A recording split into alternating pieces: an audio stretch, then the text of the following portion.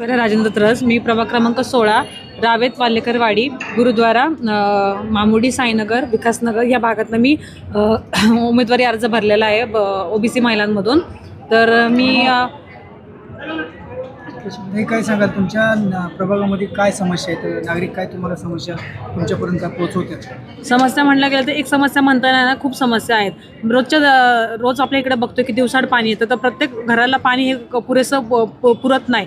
तर त्यांना दिवसा पाणी येत असल्यामुळे त्यांचे टाकी वगैरे पूर्ण असं पुरेसं पाणी त्यांना स्टोअर करता येत नाही. तर नक्कीच मी पुढे भविष्य काळात म्हणजे जेव्हा मी निवडून येईल तेव्हा नक्कीच पाण्याची समस्या दूर करणार आहे. काय फॉर्म भरताना आज भावना होत्या मनात, कारण एबी फॉर्म अजून कोणाला अद्याप मिळालेला नाही?